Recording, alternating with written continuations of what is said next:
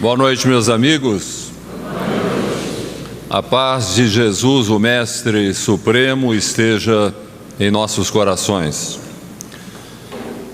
No capítulo 4 do Evangelho de Mateus, há o célebre encontro de Jesus com a mulher samaritana. Em dado momento, ela lhe perguntou onde seria lícito adorar a Deus, no templo em Jerusalém ou no monte na Samaria, onde outrora houvera também um templo. Respondendo a mulher samaritana, Jesus dirige-se à humanidade inteira, proclamando: mulher, dia virá em que Deus não será adorado nos templos, e sim em espírito, porque Deus é espírito, e em espírito e verdade deve ser adorado por aqueles que o adoram. Bem, meus amigos, em O Livro dos Espíritos, lançado no dia 18 de abril de 1857, Allan Kardec pouco empregou o termo religião. Ficava a ideia de que o Espiritismo era uma filosofia simplesmente que pretendia explicar os porquês da existência humana com base em informações colhidas do mundo espiritual pelo processo mediúnico, de onde viemos, porque estamos na Terra, para onde vamos. O Espiritismo seria, por isso, a doutrina dos espíritos. Allan Kardec seria apenas uma espécie de codificador, um secretário dos espíritos, anotando aquelas informações da espiritualidade que davam origem à doutrina.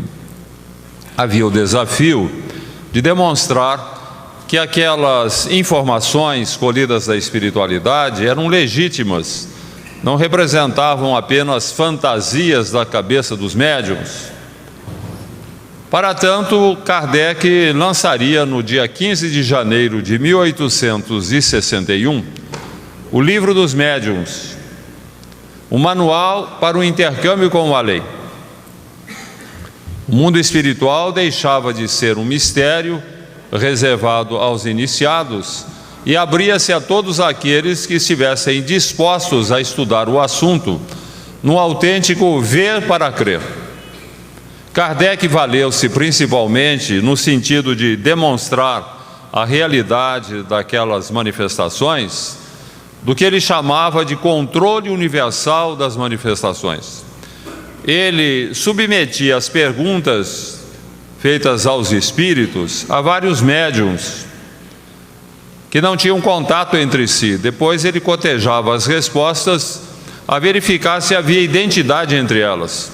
Se houvesse identidade, ele poderia dizer que estava diante de uma legítima manifestação do mundo espiritual e não diante de uma fantasia da cabeça dos médiuns.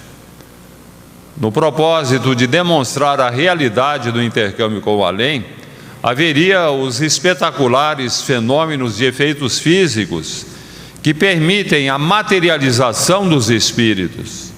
Os espíritos se tornam visíveis, tangíveis aos observadores. É muito difícil negar a existência dos espíritos e a comunicação com os homens quando analisamos o trabalho notável realizado por William Crookes, grande cientista inglês, um dos maiores cientistas ingleses de todos os tempos, membro da Royal Society, a Sociedade de Estudos para a Ciência da Inglaterra, descobridor dos raios catódicos, descoberta que permitiria o advento da televisão, e de outras descobertas mais. Foi um grande cientista na sua época. Pois bem, Crookes, em princípio, ele não acreditava na existência dos espíritos em suas manifestações, mas rendeu-se às evidências quando estudou a mediunidade espetacular de Florence Cook, uma jovem de apenas 15 anos que se apresentou a Crookes pedindo que ele estudasse a sua mediunidade. E durante um bom tempo, em muitas reuniões, Crookes examinou as materializações produzidas por Florence Cook, principalmente de Kate King, uma jovem senhora que falecera muito tempo antes. E Crookes examinou o espírito materializado, submeteu a vários exames e testes, auscultou o espírito e acabou chegando à conclusão de que havia uma absoluta distinção entre a médium e o espírito. O espírito não era fruto da imaginação nem da mistificação de Florence Cook. Crookes deixou-se inclusive fotografar ao lado de ambas. Então, uma de um lado o espírito materializado, de outro a médium, a demonstrar que eram pessoas distintas. E ao apresentar o resultado de suas pesquisas à Royal Society, Crookes afirmou que ele agora não acreditava no intercâmbio com o além, ele sabia que existe o intercâmbio com o além. Um testemunho extraordinário de um grande cientista inglês. É difícil também resistir às evidências quando analisamos o trabalho notável realizado por Cesare Lombroso, grande criminalista italiano, uma inteligência invulgar que em princípio zombava do espiritismo. Ele considerava os médiuns ingênuos que acreditam num suposto intercâmbio com o além, confundindo fenômenos anímicos com manifestações mediúnicas, ou são mistificadores que se comprazem em explorar semelhante ingenuidade. Mas rendeu-se às evidências ao estudar a mediunidade notável de Eusápia Palladino, uma camponesa italiana que produzia materializações espetaculares dos espíritos. E o golpe de misericórdia na incredulidade de Lombroso aconteceu certa feita, quando a própria mãe de Lombroso, espírito desencarnado, materializou-se diante de seu olhar assombrado, e ao fazer a sua profissão de fé espírita, Lombroso confessou que se envergonhava de ter zombado do espiritismo, porquanto agora ele estava convicto da realidade da sobrevivência e da comunicação dos espíritos, graças a uma humilde camponesa italiana que obtivera um prodígio jamais sonhado por nenhum cientista: tirar a sua mãe da sepultura e atirara em seus braços saudosos. É muito difícil, meus irmãos, negar a evidência do fenômeno mediúnico quando estudamos o trabalho notável de Francisco Cândido Xavier, que ao longo de seu apostolado psicografou milhares e milhares e milhares de mensagens de espíritos desencarnados a se identificarem perante a assombrada família com uma incrível riqueza de detalhes quanto ao cotidiano da própria família. É difícil negar a evidência do fenômeno mediúnico quando estudamos as poesias psicografadas por Chico. Centenas de poetas desencarnados manifestavam-se por seu intermédio, com poemas maravilhosos, identificando-se pelo seu estilo. Qualquer estudioso de literatura sabe que é muito difícil imitar estilo literário. Um bom pastichador, aquele que copia estilo literário, poderá imitar algo de alguns, jamais o muito de todos, como acontecia com Chico Xavier. Sentíamos a presença do espírito desencarnado, o poeta, nos poemas que ele psicografava, ele que mal fez o 4º ano do grupo escolar. Diante de tantas evidências, de tantas demonstrações da realidade do intercâmbio com o além, somente os materialistas de carteirinha, os negadores contumazes, continuam a dizer que não existe o fenômeno mediúnico e a manifestação dos espíritos, na base do não vi e não acreditei, não experimentei e não gostei. Lembram o antigo ditado Zen, que diz o seguinte: o dedo aponta a lua, o sábio olha para a lua, o tolo só enxerga o dedo. É exatamente o que acontece com aqueles que negam a realidade além túmulo. O fenômeno está dizendo, apontando para a realidade do mundo espiritual, mas os materialistas impenitentes só conseguem ver o dedo envolvendo a atuação do médium. Em princípio, Kardec não se preocupou em situar o espiritismo como uma religião, ou em destacar os aspectos religiosos da doutrina espírita. Como diria Leon Denis, grande filósofo espírita, o espiritismo poderia não ser a religião do futuro, mas certamente seria o futuro das religiões, porquanto os seus princípios não representam meras ideias, definem leis de caráter universal que regem a nossa evolução, como a reencarnação, que preceitua que as experiências na carne sejam repetidas tantas vezes quantas forem necessárias até aprendermos as lições da vida. A lei de causa e efeito, que preceitua que recebamos sempre de volta de conformidade com o que fazemos, a fim de aprendermos o que devemos e o que não devemos fazer. A lei de sintonia psíquica, que preceitua que sejamos alimentados e conduzidos por influências espirituais que podem nos elevar às alturas ou precipitar no abismo, mas sempre de conformidade com o rumo que imprimamos à própria vontade. Ilustrando seus ensinos com gloriosas visões do infinito que projetam a mente humana nos objetivos supremos da criação, o Espiritismo fatalmente será incorporado, estará no seio de todas as religiões mais cedo ou mais tarde. Não obstante, no dia 29 de abril de 1864, há 150 anos, o movimento espírita foi surpreendido com o lançamento de O Evangelho segundo o Espiritismo, onde Kardec faz um estudo aprimorado sobre os ensinamentos de Jesus. Já na abertura do livro, a máxima de Kardec, qualquer pessoa que pegar o Evangelho vai ver, na abertura existe uma máxima: fé verdadeira é aquela que pode encarar a razão face a face em todas as épocas.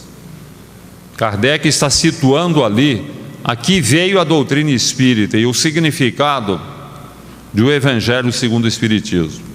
Vamos considerar, para entender bem a proposta de Kardec, que há dois tipos de fé. A fé como confiança absoluta em alguém, em alguma coisa. Eu digo assim: eu tenho fé em Deus. Isso significa que a minha confiança em Deus é plena. Pode cair o mundo sem problema algum. Se o mundo acabar, Deus arranjará outro lugar para a gente morar. Não é a este tipo de fé que Kardec se refere ao apresentar a sua máxima, porque essa fé mora no coração, não no cérebro. Representa uma adesão do sentimento e não da razão. No livro Lindos Casos de Chico Xavier, Ramiro Gama nos dá um exemplo típico do que seria essa fé. Conta ele que nos primórdios de seu trabalho como médium em Pedro Leopoldo, Chico Xavier foi procurado por uma jovem tuberculosa que vinha pedir a sua ajuda. O médico lhe receitara um remédio poderoso que haveria de curá-la, mas ela não tinha dinheiro, pobre, não tinha dinheiro para comprar o remédio. Por sua vez, Chico, também pobre, família numerosa, emprego modesto, ele não tinha recursos para ajudar a jovem. E ele perguntou: como o médico recomendou que você tome o remédio? Bem, Chico, eu devo tomar o remédio 2 vezes ao dia, de manhã e à tarde. Vamos fazer o seguinte, minha filha: você vai pegar essa receita e vai dividi-la em 60 pedaços. E diariamente, de manhã e à tarde, você vai colocar um pedacinho num copo com água, vai orar, vai pedir à nossa mãe, Maria Santíssima, mãe de Jesus, mãe espiritual da humanidade, que coloque um remédio ali naquele papel com água. e depois tome com muita fé. A jovem agradeceu e partiu.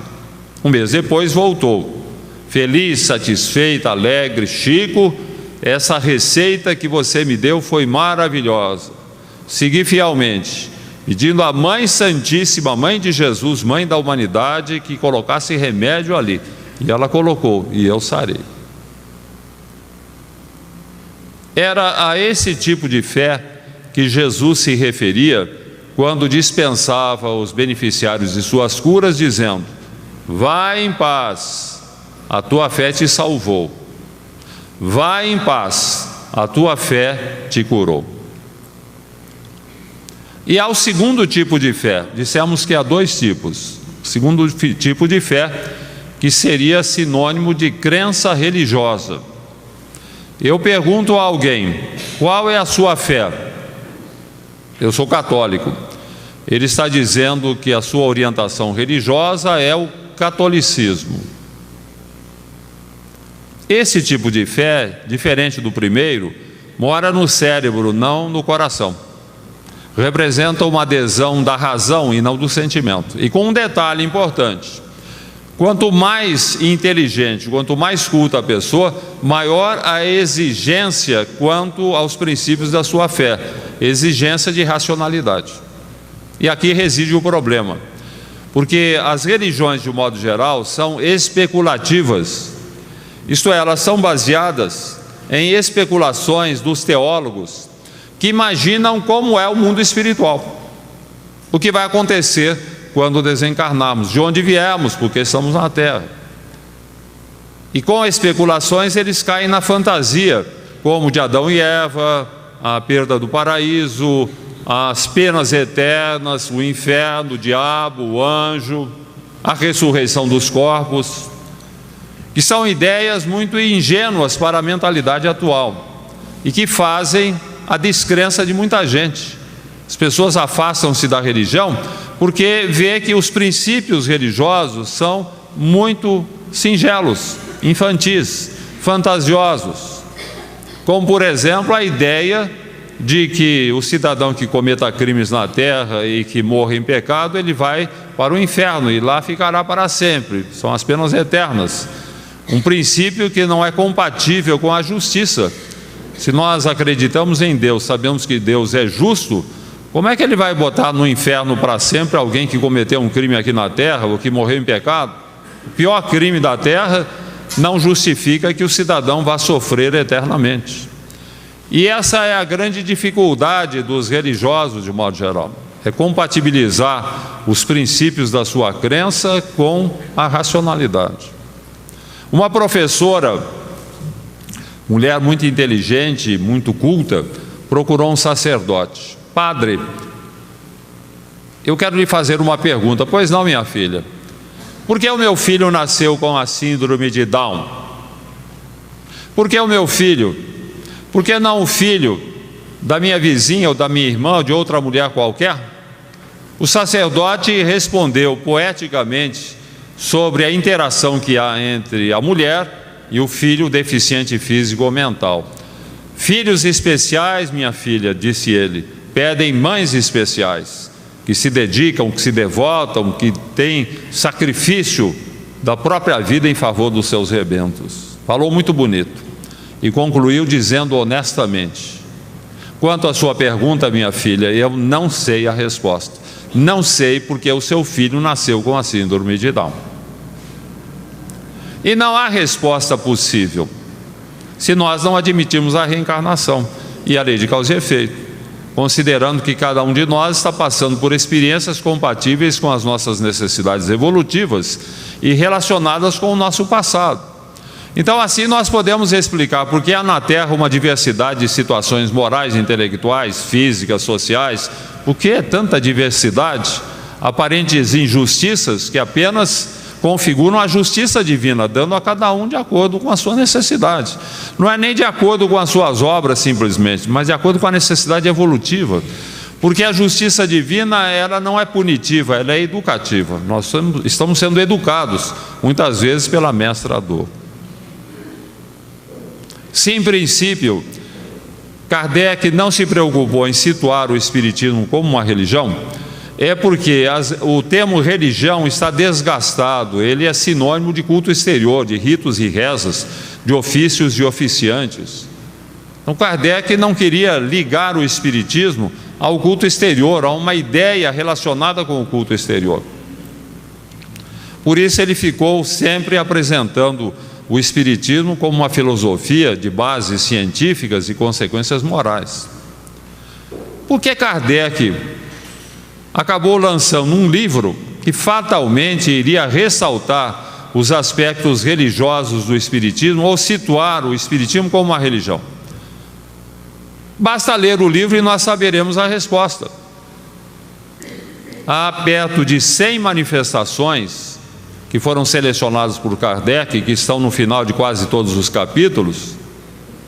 Manifestações essas que começaram a chegar principalmente depois do lançamento de O Livro dos Médiuns, como se a espiritualidade estivesse sinalizando: é preciso destacar os aspectos religiosos do Espiritismo, é preciso enfatizar o Espiritismo como uma religião. Muitas dessas manifestações foram assinadas por grandes vultos do movimento cristão, como São Paulo, Santo Agostinho, São Vicente de Paulo, São Luís, Erasto, Cáritas, Pascal. Foram grandes vultos do cristianismo. Ora, é impossível lermos um texto de Platão sem considerar que estamos entrando no terreno da filosofia, ou um texto de Lavoisier sem considerar que estamos entrando no terreno da ciência. Aquelas manifestações todas, de grandes vultos do movimento cristão, de historiadores e escritores cristãos, estavam sinalizando em direção à religião espírita. Era importante destacar que o Espiritismo é uma religião também, uma religião que cumpre aquela promessa de Jesus à mulher samaritana, uma religião sem ritos e sem rezas, sem ofícios e sem oficiantes, uma religião voltada para o espírito, uma religião racional, que explica os porquês da existência humana e nos convida ao empenho, ao esforço ingente de nossa própria renovação. Aqueles que entram pela primeira vez num centro espírita estranham a ausência de imagens. Não há imagens, não há crucifixo, não há velas, não há rituais, não há missas, não há batismos, não há casamento, não há procissões, não há cerimônias fúnebres. E daí a pessoa pergunta: uai, mas será que o Espiritismo é uma religião? É. Aquela religião proposta por Jesus, aquela religião sem ritos e sem rezas, sem ofícios e sem oficiantes. A proposta do Espiritismo é diferente. O Espiritismo nos diz que a comunhão com Deus é um ato eminentemente pessoal entre nós e o Criador. Se nós elegemos uma intermediação, um intermediário, estaremos transferindo para alguém ou para alguma coisa algo que nós devemos fazer. Num casamento, por exemplo, o que é mais importante? O sacerdote oficiando o casamento, com os seus ritos e as suas rezas, com a repetição de palavras, caindo no vazio, porquanto não há emoção, né? É uma coisa muito rotineira.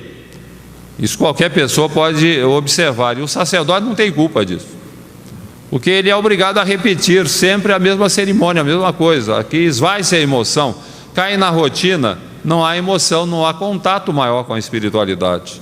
Então o que é importante? Um sacerdote oficiando um casamento, ou os próprios noivos na intimidade do lar, apenas com familiares mais chegados, eles próprios evocando as bênçãos de Deus para o seu casamento, eles próprios se prometendo um ao outro, dizendo o que pretendem daquela vida em comum. Isso não é muito mais importante? Elizabeth Barrett Browning, grande poetisa inglesa, compôs 2 poemas de amor considerados os mais belos poemas de amor da língua inglesa. Eu usaria esses dois poemas como roteiro. O que dizer, né?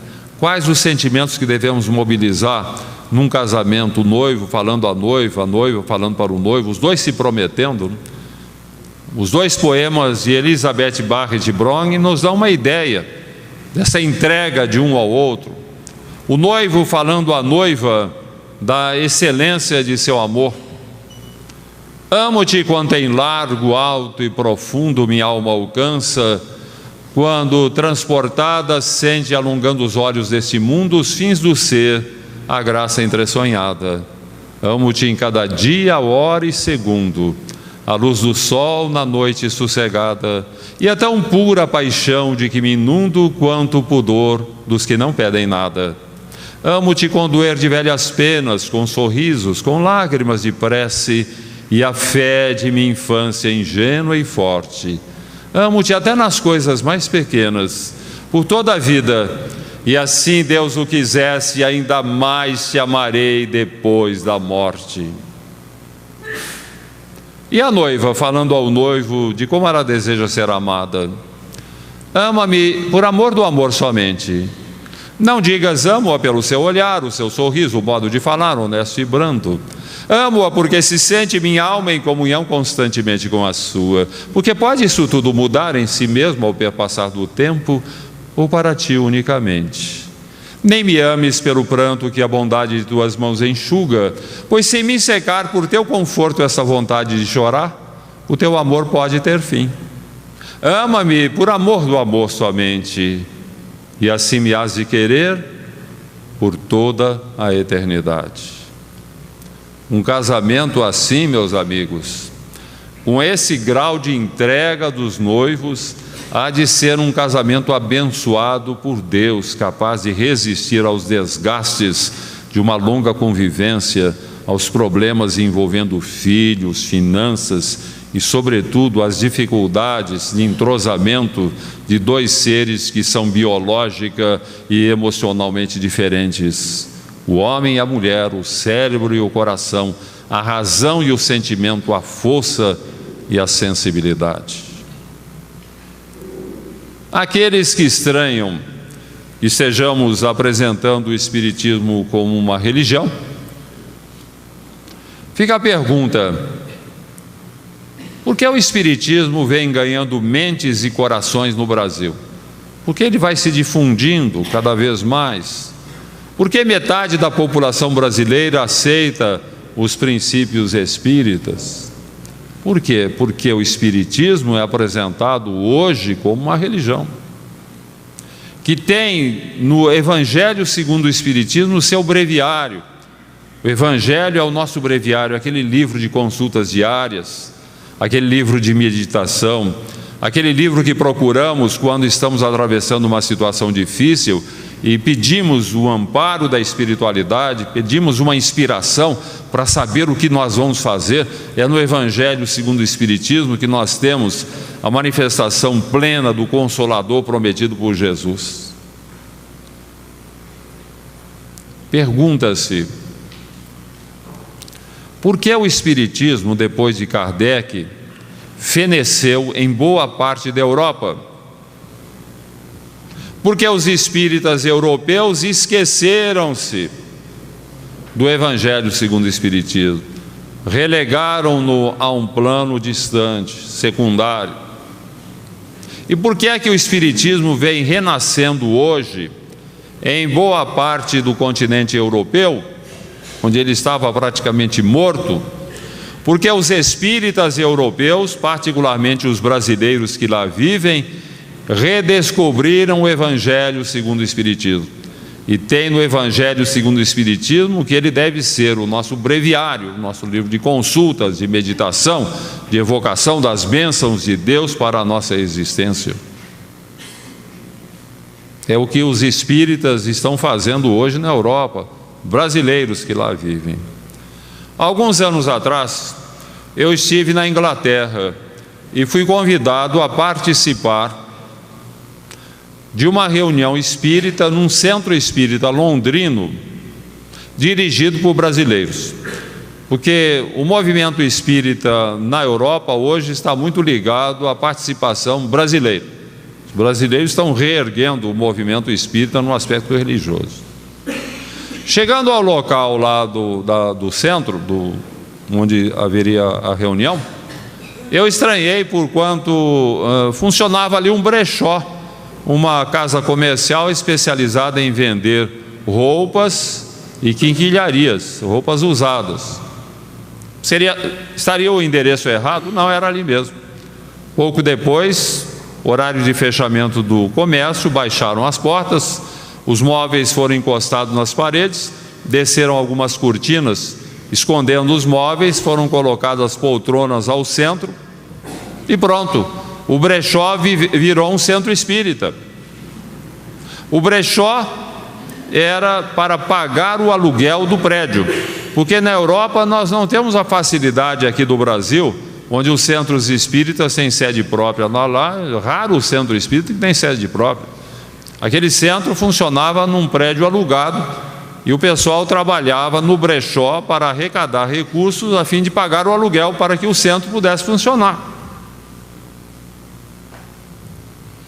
E eu pergunto, que filósofo ou cientista conseguiria reunir um tão grande número de pessoas dispostas a trabalhar em favor de uma causa? Talvez algum filósofo, talvez algum cientista. Mas no Brasil, meus amigos, observemos bem, principalmente no Brasil, e hoje acontece no mundo todo, onde o movimento espírita vai se disseminando, principalmente no Brasil, nós não temos alguns voluntários, nós temos centenas de milhares de voluntários que trabalham nos centros espíritas, que oferecem algo da sua própria vida, da sua boa vontade, do seu esforço, das suas horas, estão lá trabalhando, sustentando o centro, fazendo o centro funcionar, como idealistas espíritas, idealistas cristãos, que estão oferecendo a sua vida pelo movimento espírita, porque tem no movimento espírita o seu ideal de vida, a sua religião, com base nos princípios codificados por Kardec, principalmente em o Evangelho segundo o Espiritismo. É a nossa religião abençoada, é a nossa religião sem ritos e sem rezas, sem ofícios e sem oficiantes, uma religião do coração, conforme preconizou Jesus, um ato pessoal entre nós e o Criador, e que nós buscamos nesse ato pessoal a comunhão através do esforço incessante no campo do bem. É o que o Espiritismo nos ensina. E a pujança do Espiritismo está justamente no fato dele ser uma abençoada religião hoje, que vai se estendendo cada vez mais no desdobramento das suas atividades. Dentre as manifestações que nós encontramos em o Evangelho segundo o Espiritismo, destacam-se aquelas que são assinadas pelo Espírito de Verdade. Muito se tem discutido no meio espírita quem seria o Espírito de Verdade. Basta analisar o teor das próprias manifestações. Nós temos 6 manifestações do Espírito de Verdade.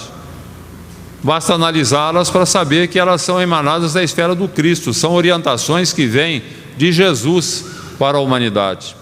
Naturalmente, nós não temos nenhum médium aqui na Terra capaz de pegar o pensamento de Jesus. Essas instruções vieram por intermediação, mostrando-nos o que nós devemos fazer, qual a nossa atitude perante essa fase de grandes e decisivas transições pela qual a humanidade está passando.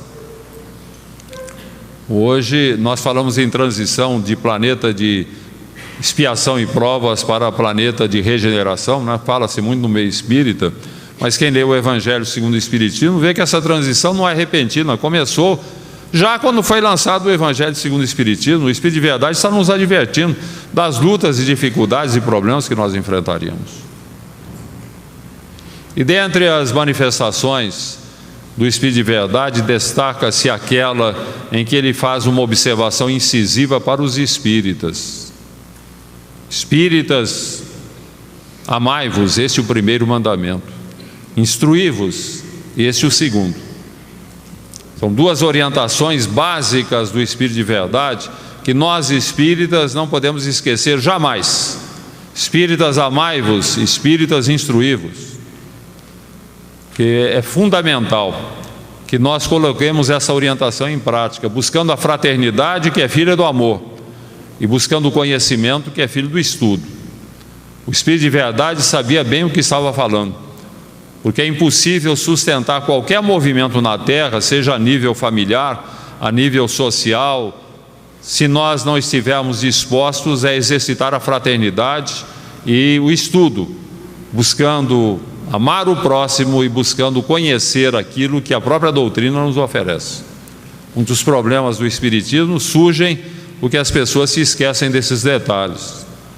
Um confrade espírita estava conversando conosco, ele conhece muito o movimento espírita, e ele nos falou: o Espiritismo, ele está se propagando não por multiplicação, mas por divisão. Porque o espírita briga aqui, abre um centro espírita acolá, briga acolá, abre um centro espírita mais além. E os espíritas, seguindo essa orientação do Espírito de Verdade, diz ele, odeiam-se fraternalmente. Não? Interessante. Odeiam-se, mas é o que acontece mesmo no movimento espírita. Mas só que esse problema não é do movimento espírita, esse problema é da humanidade. Nós temos muita dificuldade de convivência. Isso acontece a nível de família, a nível social, a nível de qualquer atividade social, a nível religioso também. Temos muita dificuldade para conviver, e o Espírito de Verdade, sabendo bem disso, ele orienta. É preciso que nós estejamos conscientes de que devemos nos amar ou exercitar a fraternidade, que é o amor em ação. E senão fica impossível ter o desenvolvimento pleno das atividades relacionadas com o Espiritismo. Eu acho importante que nós espíritas lembremos da última ceia, a última oportunidade em que Jesus esteve com os discípulos, quando ele recomendou justamente isso, que os discípulos se amassem, né? Deixou o amor. Nisto todos conhecerão que sois meus discípulos, se vos amardes uns aos outros como eu vos amei.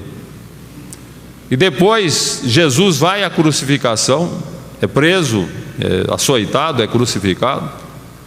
E uma coisa interessante, depois dessa recomendação de Jesus, que houvesse unidade do pensamento, eu não sei se todos aqui já pensaram nisso. Não tinha ninguém lá ajudando Jesus, ninguém o acompanhou, ninguém o defendeu, ninguém quis morrer com ele, todos fugiram vergonhosamente. E quando Jesus materializou-se junto ao colégio apostólico, na sua primeira materialização, ele tinha muito a reclamar dos companheiros, todo mundo o abandonaram, todos o abandonaram. No entanto, ele não teve uma palavra de queixa ou negação, simplesmente os convocou ao trabalho ingente da seara cristã para a edificação de um mundo melhor. Se Jesus houvesse criticado os companheiros, se ele viesse com raiva dos companheiros porque não o haviam apoiado no momento extremo, talvez o movimento cristão morresse ali mesmo. É uma lição que nós temos que aprender. E a orientação também do Espírito de Verdade, que nós devemos buscar a instrução, é de fundamental importância. Porque muita coisa de errado que se faz no movimento espírita hoje, principalmente no campo mediúnico, muitas obras totalmente distanciadas do bom senso e da lógica, surgem por falta de estudo, tanto da parte de médiuns quanto da parte daqueles que leem as suas obras. É fundamental que busquemos o estudo para termos uma compreensão mais dilatada da doutrina e sabermos evitar, inclusive, desgastes e desajustes que caracterizam muitas obras espíritas, porque os espíritas não se dão ao trabalho de estudar a doutrina espírita.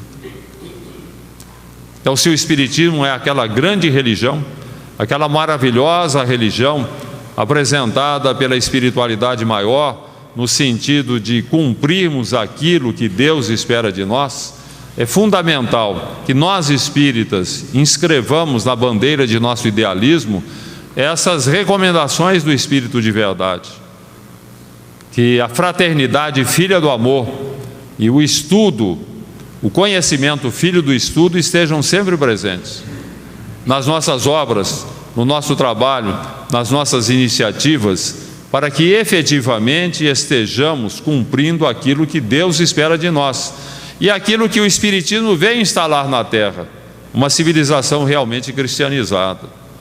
É fundamental que não esqueçamos dessa necessidade de buscarmos a renúncia dos interesses pessoais em favor do bem comum. Essa é a base fundamental para que estejamos realmente dispostos a fazer alguma coisa em favor da divulgação da doutrina. Lembro um poema de Maria Dolores, muito importante a esse respeito, quando ela nos fala, em prece dirigida a Jesus, de o que devemos fazer.